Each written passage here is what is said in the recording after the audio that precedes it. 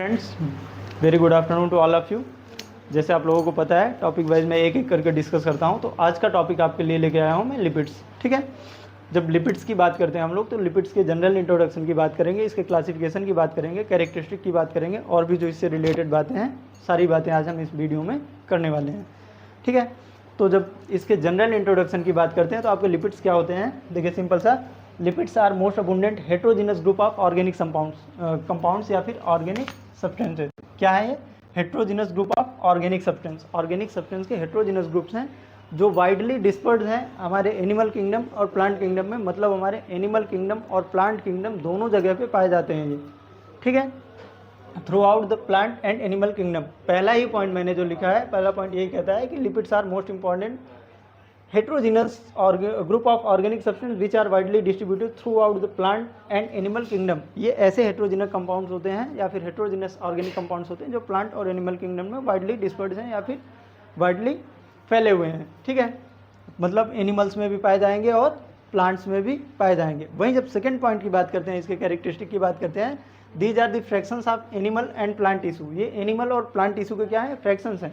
Fractions मतलब ऐसी चीज़ें जो एनिमल और प्लांट टिश्यू से निकाली जा रही हैं, अलग करके निकाली जा रही हैं, फ्रैक्शन के थ्रू निकाली जा रही हैं।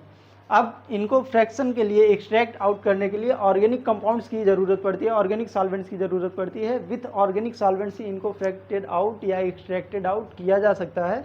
विदाउट ऑर्गेनिक कंपाउंड्स इनको एक्सट्रैक्ट आउट नहीं किया जा सकता। रीज़न, क्योंकि ये वाटर में इनसॉल्युबल होते हैं और जो चीज़ें वाटर में इनसॉल्युबल हैं उनको वाटर के साथ एक्सट्रैक्ट आउट नहीं किया जा सकता। इसी पॉइंट को मैंने इसमें डिक्टेट किया कि these are the fractions of animal and plant tissue which can be extracted with organic solvents such as chloroform, benzene and petroleum ether. इनको केवल ऑर्गेनिक सॉल्वेंट्स के साथ एक्सट्रैक्ट आउट किया जा सकता है।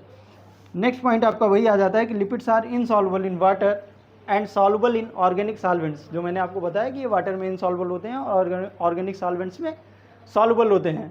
तो इनको केवल ऑर्गेनिक सॉल्वेंट्स के साथ ही सॉल्युबलाइज किया जा सकता है और ऑर्गेनिक सॉल्वेंट्स के साथ एक्सट्रैक्टेड आउट किया जा सकता है। नेक्स्ट हम लोग बात करने वाले हैं, ये तो हो गया इसका जनरल इंट्रोडक्शन। नेक्स्ट बात करने वाले हम लोग क्लासिफिकेशन के। ठीक है, आइए देखते हैं कि डिफिनेशन बता रहे हैं। सिंपल लिपिड्स मतलब एकदम सिंपल है भाई, उसमें कुछ है ही नहीं। सेकेंड वर्ड क्या कहता है? होमोलिपिड्स। होमोलिपिड्स का मतलब क्या है? जो भी इसमें मॉलिक्यूल्स होंगे ना, जितने भी मॉलिक्यूल्स मिल के बना रहे हैं सिंपल लिपिड्स को, सब सेम मॉलिक्यूल होंगे, अलग अलग टाइप के मॉलिक्यूल नहीं होंगे। एक ही तरह के कई मॉलिक्यूल एक साथ मिलके जो लिपिड बना रहे हैं उनको क्या बोलेंगे हम? होमोलिपिड्स या फिर सिंपल लिपिड्स। वहीं कॉम्प्लेक्स लिपिड और हेट्रोलिपिड्स। कॉम्प्लेक्स का मतलब क्या होता है? दो या दो से अधिक चीज़ें एक साथ मिलकर एक ग्रुप बना रही हैं। दो या दो से अधिक चीज़ें एक साथ मिलकर क्या बना रही हैं? एक ग्रुप बना रही हैं, एक कॉम्प्लेक्स बना रही हैं। ठीक है, तो जब कॉम्प्लेक्स बन रहा है तो ऐसे कॉम्प्लेक्स वाले स्ट्रक्चर को हम क्या बोल रहे हैं? Complex lipids. अब जो जाहिर सी बात है, जब कॉम्प्लेक्स बना रही हैं दो या दो से अधिक चीज़ें एक साथ मिलकर के, तो उसमें डिफरेंट टाइप की चीज़ें होंगी या फिर डिफरेंट टाइप के लिपिड्स प्रेजेंट होंगे। तो अलग अलग डिफरेंट टाइप के जो लिपिड्स मिलकर बनाते हैं, इसी वजह से इसको हम क्या बोलते हैं? हेट्रोलिपिड्स। हेट्रो वर्ड का मतलब ही होता है केमिस्ट्री में डिफरेंट। हेट्रो का मतलब different, hetero atoms, heterocyclic rings. तो वैसे यहाँ पे क्या है आपके? हेट्रोलिपिड्स। अलग अलग तरह के लिपिड्स एक साथ मिलकर जो लिपिड्स बना रहे हैं, जो कॉम्प्लेक्स बना रहे हैं, उसको हम क्या बोलते हैं? कॉम्प्लेक्स लिपिड्स या फिर कंपाउंड लिपिड या फिर हेट्रोलिपिड्स। ठीक है, हेट्रोलिपिड के बाद आ जाता है आपका डिराइव्ड लिपिड। डिराइव्ड लिपिड का मतलब क्या होता है? सिंपल लिपिड्स और कंपाउंड लिपिड्स के टूटने के बाद जो चीज़ें बनती है ना, उनको हम क्या बोलते हैं? Derived lipids. सिंपल लिपिड्स और कंपाउंड लिपिड्स, इन दोनों के टूटने के बाद जो बाई प्रोडक्ट बनता है, बाई प्रोडक्ट से बनने वाली चीज़ें जो हैं वो आपकी क्या हो जाती हैं? Derived lipid. कोई भी चीज़ हो, सिंपल सी बात है, जब वो टूटती है तो टूटने के बाद उसकी कीमत बढ़ जाती है, 100 गुना बढ़ जाती है और भी ज़्यादा बढ़ जाती है। जब तक सही है चीज़ें लोग उन पे ध्यान नहीं देते हैं, लेकिन टूटने के बाद उनका आकार बदल जाता है और आकार बदलने के बाद उनकी कीमत बदल जाती है। वैसे ही यहाँ पे लिपिड्स में भी होता है। डिराइव्ड लिपिड जितने हैं इनकी उपयोगिता बढ़ जाती है। स्टेरॉइड देखिए कितनी बड़ी उपयोगिता है इसकी। टर्पीन्स, कोलेस्ट्रॉल, सबकी अलग ही उपयोगिता है। इधर जो है इनकी उपयोगिता तो है, लेकिन इनके आगे इनकी उपयोगिता नहीं है, ये ज़्यादा उपयोगी हैं। सबसे ज़्यादा तो मैं स्टेरॉइड की बात करूँगा। वैसे तो जितनी भी चीज़ें हैं बॉडी में सबकी उपयोगिता है, लेकिन स्टेरॉइड थोड़ा अलग है ना। ठीक है, तो ये तो इसका मेन क्लासिफिकेशन हो जाता है 3 क्लासेस में। अब ये जो 3 क्लासेस होती हैं इनमें भी फर्दर क्लासिफिकेशन होता है। जब फर्दर क्लासिफिकेशन होता है तो आपके जो सिंपल लिपिड्स हैं, सिंपल लिपिड्स 2 क्लासेस में डिवाइड हो जाते हैं। पहला आपका फैट्स एंड ऑयल, दूसरा वैक्सेस। अच्छा, ये फैट्स एंड ऑयल जो है इसमें केवल एक ही डिफरेंस होता है रूम टेम्परेचर का। ज़्यादा टेम्परेचर पे फैट्स ऑयल में कन्वर्ट हो जाते हैं, कम टेम्परेचर रहता है तो फैट में हो जाते हैं। जमी हुई चीज़ें जो होती हैं वो फैट हो जाती हैं, जो लिक्विड फॉर्म में हो जाती हैं ऑयल्स हो जाती हैं। तो है सेम चीज़ें, केवल टेम्परेचर का डिफरेंट है। टेम्परेचर की वजह से ऑयल ऑयल रहता है, फैट फैट रहता है, ठीक है। फैट्स एंड ऑयल, अब फैट्स एंड ऑयल्स में भी फिर आपके ट्राइग्लिसराइड्स आ जाते हैं, और इस ट्राइग्लिसराइड्स में भी simple triglycerides and mix triglycerides, दो तरह के ट्राइग्लिसराइड्स आ जाते हैं, simple triglycerides and mix triglycerides. Waxes की अगर बात की जाए तो बीज वैक्स, कार्नुआ वैक्स, और भी वैक्स हैं आपके, कई सारे वैक्सेस आ जाते हैं। तो वैक्स जनरली आपके हार्ड मटेरियल्स होते हैं, जबकि फैट्स एंड ऑयल जो होते हैं ये सॉफ्ट मटेरियल्स होते हैं, ठीक है। नेक्स्ट कंपाउंड और हेट्रोलिपिड्स की जब बात करते हैं तो ये दो क्लासेस में फर्दर डिवाइड हो जाता है। पहला आपका फास्फोलिपिड, दूसरा ग्लाइकोलिपिड। फास्फोलिपिड बोले तो फास्फेट प्लस लिपिड, नाम ही उसका क्या बोल रहा है भाई, फास्फो। ऐसे तोड़ दो ना बीच पर से, संस्कृत पढ़े हो ना आप लोग, संस्कृत में संध विच्छेद होता है ना, दो चीज़ें बीच पर से तोड़ दो। केमिस्ट्री में भी कभी कभी यूज कर लिया करो, केमिस्ट्री के बहुत सारे वर्ड संस्कृत से लिए गए हैं, ठीक है। तो आदिकाल को पीछे मत छोड़ो, आदिकाल की जो लैंग्वेज है ना वो बहुत कुछ सिखाती है हमें।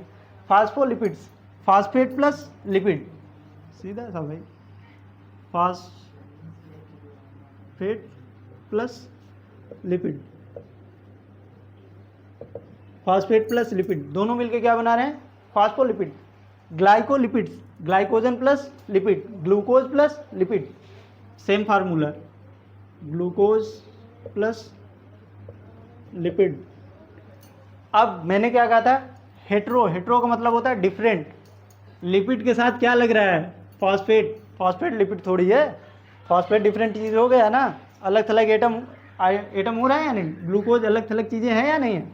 तो जब अलग चीज़ें बिल्कुल अलग कैरेक्टर है जिनका, वो साथ में मिलके एक कॉम्प्लेक्स बना रहे हैं, तो इसको हम क्या बोलेंगे, कंपाउंड लिपिड या फिर हेट्रोलिपिड्स। हेट्रोलिपिड आपके दो तरह के हो गए, phospholipid, phosphate plus lipid, glycolipid, glycogen plus lipid.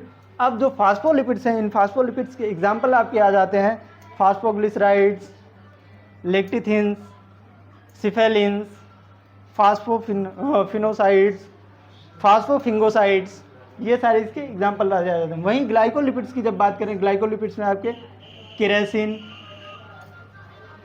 फ्रिनोसिन, नर्वान, ठीक है। नेक्स्ट क्लासिफिकेशन जो इसका आता है डेराइव्ड लिपिड्स। जब डेराइव्ड लिपिड की बात करते हैं, सिंपल और कॉम्प्लेक्स दोनों के टूटने से जो चीज़ें बनी हैं उनको हम क्या बोलते हैं, डेराइव्ड लिपिड्स या फिर डेराइव्ड कंपाउंड। डेराइव्ड कंपाउंड हमेशा दो चीज़ों के टूटने से ही बनते हैं, ठीक है। तो टूटने से बना हुआ ये जो लिपिड है, इसमें फिर तीन चीज़ें आ जाती हैं आपकी, स्टेरॉइड्स, टर्पीन्स, कोलेस्ट्रॉल। स्टेरॉइड की बात करें, C29 steroids, C28 steroids, C27 steroids, C24 steroids, ये सारे क्या हैं, स्टेरॉइड के क्लास हैं या फिर steroid on the basis of number of carbon atom. Steroids को नाम दिया गया है कि C29 steroid, C28 steroid. Terpenes, monoterpenes, diterpenes, sesquiterpene, triterpenes, tetraterpenes and polyterpenes, इतने सारे आपके टर्पीन्स हो जाते हैं। कोलेस्ट्रॉल, कोलेस्ट्रॉल की बात करें तो कोलेस्ट्रॉल में आपका lycopenes most important, carotenoids most important, glycerols most important. तो जितनी भी चीज़ें हैं हमारे स्वास्थ्य के लिए बहुत ही इंपॉर्टेंट हैं। आप सोचिए, ये जो चीज़ें हैं, इधर जो आपकी सिंपल वाली है ना, बीज वैक्स को हटा दो, आप कार्नुआ वैक्स को हटा दो, तो हमारी लाइफ में काम चल सकता है, उसकी उतनी ज़्यादा ज़रूरत है नहीं। ट्राइग्लिसराइड्स अगर थोड़ा कम भी हो तो काम हम चला सकते हैं, लेकिन लाइकोपिन कम हो काम नहीं चलेगा, कैरोटिनॉइड्स कम हो काम नहीं चलेगा, स्टेरॉइड्स कम हो हमारी बॉडी ही नहीं बन पाएगी, बॉडी का डेवलपमेंट ही नहीं हो पाएगा। मोनोटर्पीन्स, डाइटर्पीन्स, ट्राइटर्पीन्स ये सब ना हो तो डेवलपमेंट ही नहीं हो पाएगा हमारी बॉडी का। इसलिए मैंने क्या कहा कि जब चीज़ें टूटती हैं तो टूटने के बाद उनकी कीमत बढ़ जाती है। यहाँ पे भी डेराइव्ड लिपिड्स जो हैं वो आपके ज़्यादा इंपॉर्टेंट हो जाते हैं, ठीक है।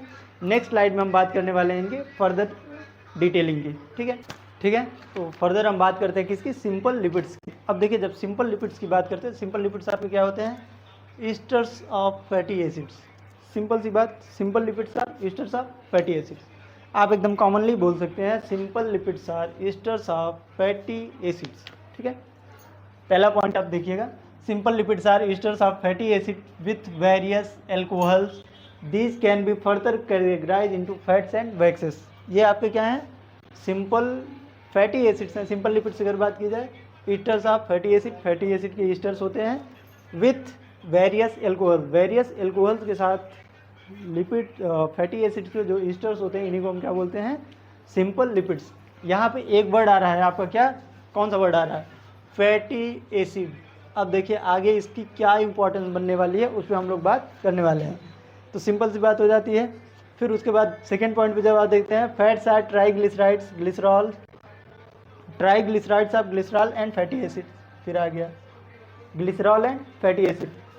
फैटी एसिड प्लस एल्कोहल क्या बना रहा है आपका, क्या बना रहा है, fatty acid and various alcohol क्या बना रहा है आपका, simple lipid. Whereas fatty acid plus glycerol, fats are triglycerides of glycerol and fatty acids. ठीक है। A fat in liquid state it called oil, जो मैंने आपको पहले ही बताया क्लासिफिकेशन में कि जब लिक्विड स्टेट में है तो इसको हम क्या बोलते हैं, ऑयल बोलते हैं। वही जब केक फॉर्म में हो जाता है या फिर हार्ड फॉर्म में हो जाता है तो उसको हम क्या बोलते हैं, फैट बोलते हैं। ठीक। तो सेकंड पॉइंट की अगर बात करें, fats are triglycerides of glycerol and fatty acid. Glycerol और फैटी एसिड के ट्राइग्लिसराइड्स होते हैं। A fat liquid state is called oil. ठीक है। Waxes are the esters of fatty acids. Waxes आपके जो है वो क्या है, फैटी एसिड के ईस्टर्स हैं विथ लॉन्ग चेन्स। ठीक है। कार्बन की लॉन्ग चेन के साथ जो फैटी एसिड के ईस्टर्स हैं इनको हम क्या बोलते हैं, वैक्स। फैटी एसिड और ग्लिसरॉल जब साथ में है तो ये आपके क्या कहलाते हैं, फैट्स, ट्राइग्लिसराइड्स, ग्लिसरॉल और फैटी एसिड। वहीं lipid plus ester of fatty acid plus alcohol ये आपके क्या हो जाते हैं, सिंपल लिक्विड्स। बार बार फैटी एसिड आ रहा है तो अब हम बात करने वाले हैं फर्दर किसकी, फैटी एसिड्स की। ठीक है। ठीक है। तो जब फैटी एसिड्स की बात करते हैं तो फैटी एसिड्स आपको होते क्या हैं, कितने तरह के हो सकते हैं और इनका काम क्या होता है, सारी चीज़ें हम इसमें डिटेल में पढ़ने वाले हैं। तो फैटी एसिड्स के सबसे पहले डिफिनीशन की बात करें, fatty acids are obtained from the hydrolysis of fats. कहाँ से मिल रहे हैं हमको ये, हाइड्रोलिसिस ऑफ फैट्स। फैट्स जब टूटते हैं, जब फैट्स की हाइड्रोलिसिस हो रही है in the presence of, hydrolysis बोले तो break down of any compound in the presence of water. तो जब वाटर की प्रेजेंस में इनका ब्रेक डाउन हो रहा है, ये टूट रहे हैं कौन, फैट्स। तो फैट्स के टूटने के बाद, इनके हाइड्रोलिसिस के बाद हमको क्या मिलता है, फैटी एसिड। जबकि since all fats contains glycerol. ठीक है। जितने भी आपके फैट्स हैं सारे फैट्स में ग्लिसरॉल प्रेजेंट होता है, लेकिन फिर भी इनकी हाइड्रोलिसिस के बाद हमको क्या मिलता है, इनसे fatty acids. Their property differ according to the nature of fatty acid present in them। जैसा फैटी एसिड प्रेजेंट होगा किसी भी फैट में या फिर किसी भी वैक्स में, जैसा फैटी एसिड प्रेजेंट होगा उसके अकॉर्डिंग इनकी प्रॉपर्टी डिफरेंट टाइप की होगी या फिर अलग अलग तरह की होगी, according to the proper nature of fatty acid. जैसा भी फैटी एसिड इनमें प्रेजेंट होगा वैसा इनका कैरेक्टरिस्टिक होगा। ठीक है। नेक्स्ट पॉइंट की जब बात करते हैं, a fatty acid can be defined as an organic acid ranging in chain length from C4 to C24। मतलब फैटी एसिड आपका क्या हो सकता है, ऑर्गेनिक कंपाउंड है। ठीक है। A fatty acid is defined as an organic acid, organic acid है आपका, ranging in chain length from C4 to C24, जिसकी चेन लेंथ कितनी होती है, C4 से लेकर के C24 तक हो सकती है।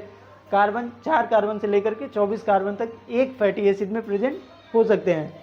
उसके बाद नेक्स्ट जब बात करते हैं, on the basis of presence और absence of double bond, presence या डबल बॉन्ड के प्रेजेंस या ऑप्शंस के आधार पे आपके फैटी एसिड्स दो तरह के हो जाते हैं, फर्दर क्लासिफाइड इनटू 2 क्लासेस। पहला आपका आ जाता है सैचुरेटेड फैटी एसिड, दूसरा unsaturated fatty acid. Saturated fatty acid मतलब no presence of double bonds, unsaturated fatty acid presence of double bond, 1 or more double bonds are present in unsaturated fatty acid. तो next जो हम बात करने वाले हैं वो सैचुरेटेड फैटी एसिड और अनसैचुरेटेड फैटी एसिड की बात करने वाले हैं। ठीक है। ठीक है। तो सैचुरेटेड फैटी एसिड की जब बात करते हैं तो सैचुरेटेड फैटी एसिड आपके क्या हो जाते हैं, देखते हैं। The fatty acids which do not contains any double bond are called as saturated fatty acid. जैसे मैंने पहले कहा कि जिसमें कोई भी डबल बॉन्ड प्रेजेंट नहीं है वो आपके क्या है, सैचुरेटेड फैटी एसिड है। हिंदी इसकी क्या होती है, थोड़ा सा कमज़ोर है मेरी, संतृप्त, संतृप्त बोलते हैं ना, तो संतृप्त चेन होती है। ऐसे फैटी एसिड्स जिनमें कोई भी डबल बॉन्ड प्रेजेंट नहीं होता, सिंगल लीनियर चेन बनी चली जाती है, उसको हम क्या बोलते हैं, सैचुरेटेड फैटी एसिड्स। वही इसके सेकंड कैरेक्टर की जब बात करें तो the general formula is CnH2 plus N, इसका जनरल फार्मूला होता है CnH2 प्लस N COOH, ठीक है, कार्बोक्सिलिक एसिड। एग्जाम्पल देख सकते हैं आप, butyric acid and stearic acids होते हैं, ठीक है। सिंपल सी एक बात आपको याद रखनी है, विच do not contains any double bond, कोई भी डबल बॉन्ड कंटेन नहीं करते, इनमें कोई भी डबल बॉन्ड प्रेजेंट नहीं होता है, ठीक है। एग्जाम्पल में मैंने क्या लिया, ब्यूटारिक एसिड, स्टेरिक एसिड। वहीं जब आगे बात करें इसकी, दीज आर स्ट्रेट चेन, मैंने क्या कहा, सिंपल सी स्ट्रेट चेन होती है, these are straight chain, these are some branch chain, कुछ ब्रांच चेन भी हो सकती हैं, ज़्यादातर आपकी मोस्ट कॉमनली जो होती हैं स्ट्रेट चेन ही होती हैं, विथ एड और ऑड और even number of carbon atoms. देखिए फैटी एसिड्स जो होते हैं, सिंपल फैटी एसिड्स या आपके saturated fatty acid, saturated fatty acid में ज़्यादातर यही देखा जाता है कि इवन नंबर वाले होते हैं ये, इनमें ऑड नंबर नहीं होते हैं, even number of carbon atoms होते हैं। लेकिन कुछ ऐसे हैं जिसमें odd number of carbon atoms present होते हैं, इसीलिए इनको क्या कहा गया कि these are branch chain with odd और even number of carbon atoms. अब एग्जाम्पल की अगर बात की जाए, isopalmitic acid and anti isopalmitic acid, ठीक है। तो ये जनरल कैरेक्टरिस्टिक हो जाती है, जनरल इंट्रोडक्शन हो जाता है किसका, आपका सैचुरेटेड फैटी एसिड्स का। इसके बाद नेक्स्ट बात करने वाले हैं हम अनसैचुरेटेड फैटी एसिड्स का, ठीक है। अनसैचुरेटेड फैटी एसिड की बात करते हैं तो देखिए, जब अनसैचुरेटेड फैटी एसिड की बात करते हैं, सैचुरेटेड फैटी एसिड आपके क्या थे, no presence of double bond, कोई भी डबल बॉन्ड उसमें प्रेजेंट नहीं था। अनसैचुरेटेड फैटी एसिड की बात करें तो इसमें डबल बॉन्ड प्रेजेंट होगा। पहली लाइन आप देखिए, the fatty acids which contains one or more double bonds are called unsaturated fatty acid. ऐसे फैटी एसिड जिनमें एक या एक से अधिक डबल बॉन्ड प्रेजेंट हैं, डबल बॉन्ड की प्रेजेंस इंपॉर्टेंट है। अब एक है कि कितने हैं ये इंपॉर्टेंट नहीं है, more than one or more than one one or more than one double bonds are present are called at unsaturated fatty acid. एक या एक से अधिक डबल बॉन्ड्स प्रेजेंट हैं तो ये आपका क्या हो जाता है, unsaturated fatty acid. On the basis of number of bonds, unsaturated fatty acids may be divided into two groups. अब बॉन्ड्स इसमें कितने प्रेजेंट हैं, इन बॉन्ड्स के आधार पे भी इसको दो क्लासेस में डिवाइड कर दिया जाता है। पहला आपका आ जाता है मोनो अनसैचुरेटेड फैटी एसिड, दूसरा poly unsaturated fatty acids. Mono, पहले ही मैंने बोला है केमिस्ट्री में जब मोनो वर्ड आए, मोनो का मतलब सिंगल, अखंड सिंगल, ठीक है ना। मोनो मतलब सिंगल, अखंड सिंगल, ये लड़के समझते होंगे अच्छे से। मोनो अनसैचुरेटेड फैटी एसिड्स मतलब सिंगल डबल बॉन्ड जो जिसमें प्रेजेंट होगा, एक ही डबल बॉन्ड प्रेजेंट है, ये आपका क्या है, mono unsaturated fatty acid having one double bond. Example की बात करें, क्या, crotonic acid, oleic acid, palmitoleic acid, ठीक है। Poly unsaturated fatty acid more than one double bond, एक से ज़्यादा डबल बॉन्ड है, एक से ज़्यादा डबल बॉन्ड है, पॉली अनसैचुरेटेड फैटी एसिड्स आ जाते हैं। बहुत सारे बॉन्ड्स बना के रखे हैं जिन्होंने ना, वो पॉली वाली कंडीशन में आते हैं, ठीक है ना, बहुत सारे बॉन्ड वाले हैं ये। पॉली अनसैचुरेटेड फैटी एसिड्स मोर than one double bond, having more than one double bond. Example की बात करें, लिनोलेइक एसिड, एलोस्टेरिक एसिड, ठीक है, ये आपके एग्जाम्पल्स आ जाते हैं। In the most of mono unsaturated fatty acids there is a single bond lying between carbon atoms 9 and 10। Mono unsaturated fatty acids की अगर बात की जाए तो इनका जो 9वां और 10वां कार्बन एटम होता है, इन्हीं दोनों कार्बन एटम के बीच में डबल बॉन्ड बनता है। मोस्ट ऑफ कंडीशन में ऐसी होती है, अदर जो एटम्स हैं, अदर जो नंबर्स हैं, उनके बीच में भी बन सकता है, लेकिन मोस्ट ऑफ कंडीशन में यही होता है कि 9 और 10 कार्बन एटम जो हैं, इन्हीं के बीच में डबल बॉन्ड बनेगा, ठीक है। आज के लिए इतना ही, थैंक यू।